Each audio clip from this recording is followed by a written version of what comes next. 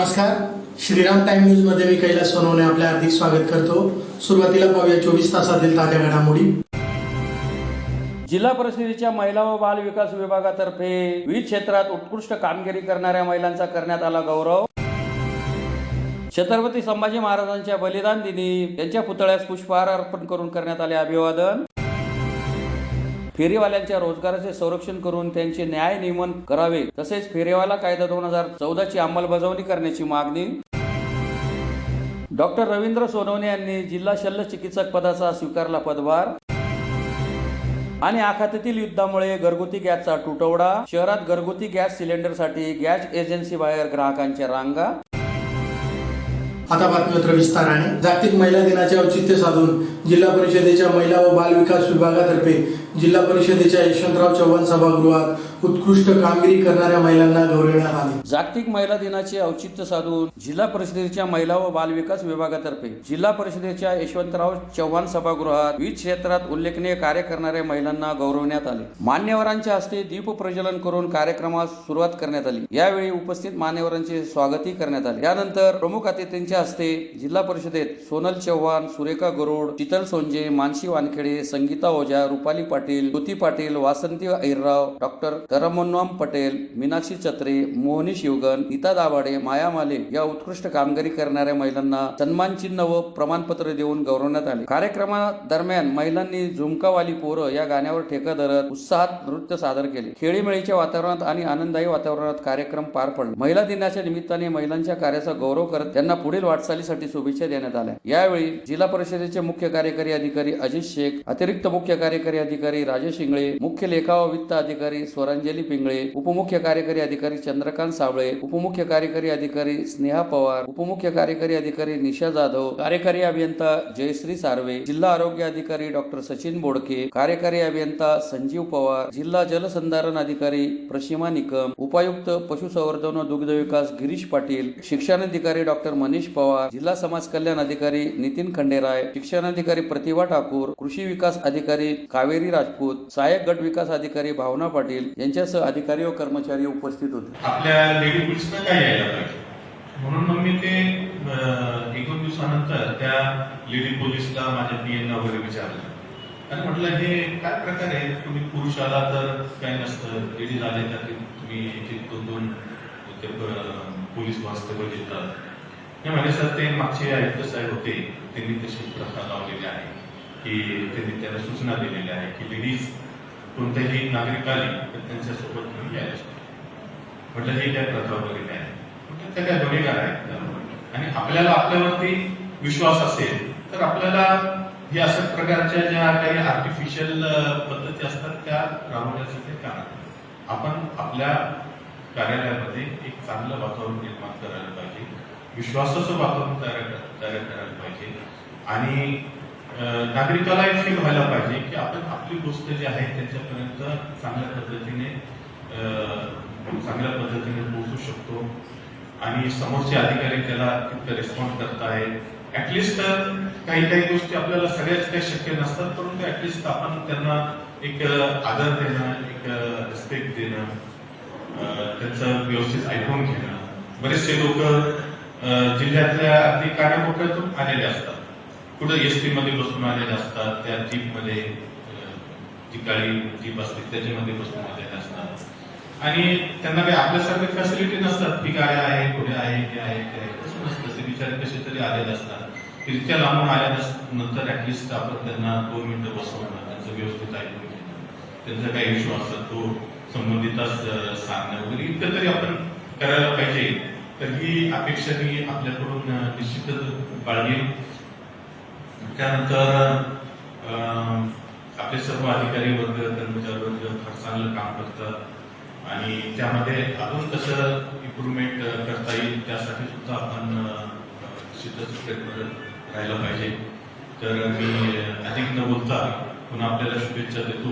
पटोल साहेबांनी सांगितलं की 25 तारखेला पुन्हा एक कार्यक्रम आपण छत्रपती संभाजी महाराजांच्या बलिदान दिनी छत्रपती संभाजी राजे स्मारक समितीतर्फे धुळे शहरातील महाराजांच्या पुतळ्यास पुष्पहार अर्पण करून अभिवादन करण्यात आले। श्री छत्रपती संभाजी महाराज बलिदान दिनानिमित्त धुळे शहरातील संभाजी गार्डन येथील श्री संभाजी महाराज यांच्या पुतळ्यास श्री छत्रपती संभाजी महाराज स्मारक समितीतर्फे पुष्पहार अर्पण करून अभिवादन करण्यात आले। यावेळी संभाजी महाराज स्मारक समितीचे अध्यक्ष नाना कदम, सचिव अर्जुन पाटील, ज्ञानेश्वर पाटील, ॲडव्होकेट नितीन पाटील, आबासाहेब कदम, ॲडव्होकेट दिनेश काळे, दिलीप पाटील, प्रशांत कदम, केतन सिसोदे यांच्यासह पदाधिकारी मोठ्या संख्येने उपस्थित होते। फेरीवाल्यांच्या रोजगाराचे संरक्षण करून त्यांचे न्याय नियमन करावे तसेच फेरीवाला कायदा 2014ची अंमलबजावणी करावी या मागणीसाठी धुळे व नंदुरबार जिल्हा भारतीय ट्रेड युनियन केंद्र कमिटीतर्फे जिल्हाधिकारी कार्यालयासमोर निदर्शने करून निवेदन देण्यात आले। फेरीवाल्यांच्या रोजगाराचे संरक्षण करून त्यांचे न्याय नियमन करावे तसेच फेरीवाला कायदा 2014ची अंमलबजावणी करावी या मागणीसाठी धुळे व नंदुरबार जिल्हा भारतीय ट्रेड युनियन केंद्र कमिटीतर्फे जिल्हाधिकारी कार्यालयासमोर निदर्शने करून निवेदन देण्यात आले आहे। निवेदनात म्हटले आहे की पदपथ विक्रेता कायदा 2014 फेरीवाल्यांच्या सातत्याच्या संघर्षानंतर 2014 मध्ये पदपथ विक्री कायदा 2014 मंजूर करण्यात आला। कायदा परिपूर्ण नसला तरी त्यात अनेक बाबी फेरीवाल्यांच्या दृष्टिकोनातून महत्त्वाच्या आहेत। निवेदनात कायद्याच्या कलम 3.3 अंतर्गत सर्वेत समाविष्ट संरक्षित असल्याने त्यांच्यावरील कारवाई त्वरित थांबावी। अधिकृत अनधिकृत फेरीवाला कोण याचा निर्णय न झाल्यामुळे कारवाई करण्याचा निर्णय मागे घेण्यात यावा। सर्व नगर फेरीवाला समिती त्वरित अधिसूचित करण्यात याव्यात। पदपथ विक्रेता कायदा 2014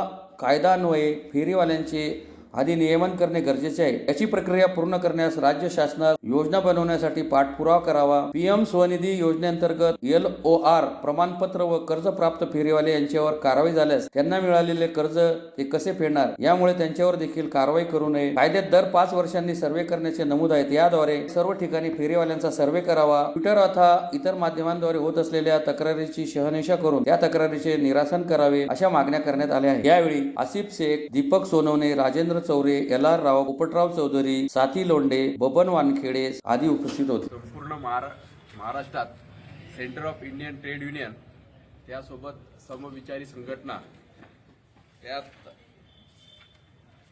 संविधान सुरक्षा समितीचे कॉम्रेड लोंढे यांनी माननीय जिल्हाधिकारी त्याचप्रमाणे माननीय आयुक्त महानगरपालिका यांना फेरीवाल्यांच्या समस्यावर निवेदन दिलेले आहे।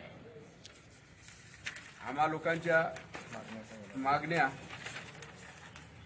कलम 3.3 अंतर्गत सर्वेत समाविष्ट संरक्षित असल्याने त्याच्यावरील कारवाई त्वरित थांबवावी। अधिकृत आणि अनधिकृत फेरीवाला कोण याचा निर्णय न झाल्यामुळे कारवाई करण्याचा निर्णय मागे घेण्यात यावा। सर्व नगर फेरीवाला समिती त्वरित अधिसूचित करण्यात यावी। पदपथ विक्रेता कायदा 2014 कायदा अन्वये फेरीवाल्यांचे आधी नियमन करण्याचे गरजेचे आहे। त्याची प्रक्रिया पूर्ण केल्यास राज्य शासनाला योजना बनवण्यासाठी पाठपुरावा करणे। त्याचप्रमाणे पीएम स्वनिधी योजनेअंतर्गत LOR प्रमाणपत्र व कर्ज प्राप्त फेरीवाले यांच्यावर कारवाई झाल्यास त्यांना मिळालेले कर्ज ते कसे फेडणार यामुळे त्याच्यावरील देखील कारवाई करू नये ही आमची नम्र विनंती आहे। कायद्यात दर 5 वर्षांनी सर्वे करण्यास नमूद केलेले आहेत। याद्वारे आम्ही आमची मागणी करत आहोत की सर्व ठिकाणी सर्वे केला जावा। ट्विटर अथवा माध्यमद्वारे होत असलेल्या तक्रारींना फेरीवाल्यांना होऊ नये ही आमची नम्र विनंती आहे। धुळे शहरातील शासकीय रुग्णालयाच्या जिल्हा शल्य चिकित्सक पदाचा प्रभारी पदभार डॉक्टर रवींद्र सोनवणे यांनी बुधवारी स्वीकारला आहे। धुळे शहरातील शासकीय रुग्णालयाचा जिल्हा शल्य चिकित्सक पदाचा पदभार डॉक्टर रवींद्र सोनवणे यांनी बुधवारी स्वीकारला। मंगळवारी शासकीय रुग्णालयाचे जिल्हा शल्य चिकित्सक दत्ता देगावकर यांचे तडकाफडकी निलंबन करण्यात आले। निलंबनाचे अद्याप कारण स्पष्ट झाले नसले तरी त्यांच्यावर रुग्णसेवेबाबत सातत्याने येणाऱ्या तक्रारी आणि कर्तव्यात कसूर केल्याचा ठपका ठेवत निलंबनाची कारवाई करण्यात आली। त्यांच्याविरुद्ध आता कायदेशीर प्रक्रियेचा भाग म्हणून राज्य शासनाची विभागीय चौकशी देखील चालू आहे। डॉक्टर देगावकर थोड्याच दिवसात सेवानिवृत्त होणार होते, मात्र त्या अगोदरच त्यांच्यावर निलंबनाची कारवाई झाल्याने वैद्यकीय क्षेत्रात खळबळ उडाली आहे। शासकीय नियमानुसार त्यांना नंदुरबार मुख्यालयात हजेरी देण्यात आलेली आहे, मात्र रुग्णसेवेत कोणताही परिणाम होऊ नये म्हणून त्यांच्या रिक्त जागी प्रभारी पदभार डॉक्टर रवींद्र सोनवणे यांच्याकडे सोपविण्यात आला आहे। त्यांनी बुधवारी आपल्या जिल्हा शल्य चिकित्सक पदाचा पदभार स्वीकारला। मी डॉक्टर रवींद्र प्रकाश सोनवणे, क्लास 1 एनेस्थेटिक्स। आज दिनांक 11 मार्च 2026 रोजी जिल्हा शल्यचिकित्सक जिल्हा रुग्णालय धुळे या पदाचा कार्यभार स्वीकारत आहे. महाराष्ट्र शासनाने तत्कालीन जिल्हा शल्यचिकित्सक डॉक्टर दत्ताजी देगावकर साहेब यांना निलंबित केल्यामुळे पुढील आदेश हे डॉक्टर रवींद्र प्रकाश सोनवणे यांच्या नावाने जिल्हा शल्यचिकित्सक पदाचा कार्यभार स्वीकारण्याबाबत नाशिकवरून डेप्युटी डायरेक्टर यांनी कळवले. त्या अनुषंगाने मी आज हा जिल्हा शल्यचिकित्सक पदाचा कार्यभार स्वीकारत आहे. आखातातील युद्धामुळे घरगुती गॅसचा तुटवडा निर्माण झाला असून केंद्र सरकारने अत्यावश्यक वस्तू व सेवा कायदा लागू केला आहे. त्यामुळे धुळे शहरात घरगुती गॅस सिलेंडरसाठी गॅस एजन्सी बाहेर ग्राहकांच्या रांगा लागल्या आहेत. आखातातील युद्धामुळे घरगुती गॅसचा तुटवडा निर्माण झाला आहे. केंद्र सरकारने अत्यावश्यक वस्तू व सेवा कायदा लागू करत हॉटेल रेस्टॉरंट यांना होणारा गॅस पुरवठा तात्पुरता बंद केला आहे. तसेच घरगुती गॅस सिलेंडरच्या वितरणावरही नियम व अटी लादल्या आहेत. त्यामुळे धास्तावलेल्या नागरिकांच्या लांब रांगा गॅस एजन्सी बाहेर लागत आहेत. धुळ्यातही बऱ्याच ठिकाणच्या एजन्सी बाहेर अशी स्थिती होती. परंतु जिल्हा पुरवठा अधिकारी संजय वांगडे यांनी घरगुती गॅस पुरवठा सुरळीत असल्याचे स्पष्ट केले आहे. तसेच काळा बाजार रोखण्यासाठी जिल्हा स्तरावर भरारी पथकाची निर्मिती करण्यात आल्याची माहिती त्यांनी दिली. इराण, अमेरिका, इस्रायल यांच्यातील युद्धामुळे गॅस टंचाई निर्माण झाली आहे. होर्मुझ जलमार्ग ठप्प झाल्याने देशातील 30% गॅस पुरवठा बाधित झाला आहे. अशातच सरकारकडून गॅस सिलेंडरच्या वितरणासंदर्भात कडक धोरण आखल्याने लोक घाबरले आहे. त्यामुळे अनेक जण गॅस सिलेंडरची तजवीज करण्यासह साठेबाजी करण्यावर भर देत आहे. शिवाय काळा बाजार करणारेही सक्रिय झाले आहे. शहरातील पारोळा रोडच्या HP गॅस एजन्सीवर बुधवारी सकाळी मोठी रांग लागली. या आणीबाणीच्या पार्श्वभूमीवर पुरवठा अधिकारी संजय वागडे यांनी सांगितले की पुरवठा विभागही दक्ष झाला असून घरगुती गॅस धारकांना होणाऱ्या सिलेंडर पुरवठ्यात कोणतीही अडचण येऊ नये म्हणून विशेष प्रयत्न केले जात आहेत. नमस्कार, मी संजय वागडे, जिल्हा पुरवठा अधिकारी धुळे. जागतिक युद्ध परिस्थितीच्या पार्श्वभूमीवर धुळे जिल्ह्यामध्ये ग्राहकांना घरगुती गॅसचा सिलेंडरचा जो काही पुरवठा आहे तो नियमित होण्याच्या दृष्टीने जिल्हा प्रशासनाने पावले उचललेली आहेत.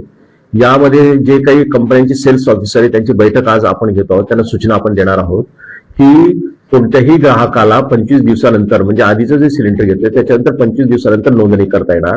तसेच तालुका स्तरावर गॅसचा पुरवठा सिलेंडर वाहतूक व्यवस्थित होणे, त्यावर पुरवठा सुरळीत होणे आणि कुठलाही काळा बाजार होऊ नये, ब्लॅकमेलिंग होऊ नये यासाठी आम्ही भरारी पथक नेमतोय. तहसीलदारांच्या अध्यक्षतेखाली तहसीलदार, पुरवठा निरीक्षक, वजन व मापन निरीक्षक आणि संबंधित पोलीस उपनिरीक्षक यांच्या सदस्याने आम्ही एक समिती नेमली आहे. ही समिती संपूर्ण गॅस एजन्सीची तपासणी करणार आहे.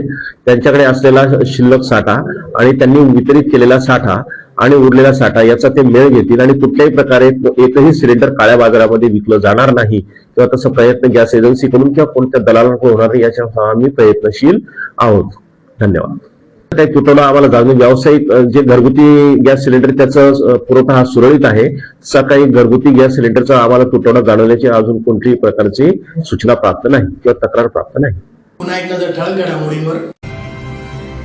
जिल्हा परिषदेच्या महिला व बाल विकास विभागातर्फे विविध क्षेत्रात उत्कृष्ट कामगिरी करणाऱ्या महिलांचा करण्यात आला गौरव. छत्रपती संभाजी महाराजांच्या बलिदान दिनी त्यांच्या पुतळ्यास पुष्पहार अर्पण करून करण्यात आले अभिवादन.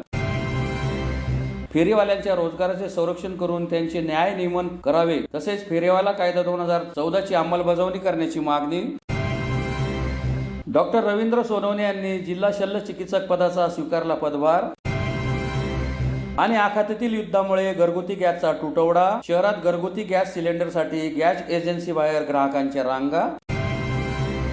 याचबरोबर श्रीराम टाइम न्यूजच्या बातमी तर संपले. दिवसभरातील ताज्या घडामोडींसाठी पाहत राहा श्रीराम टाइम न्यूज. भेटूया पुढील प्रसारणात. तोपर्यंत नमस्कार.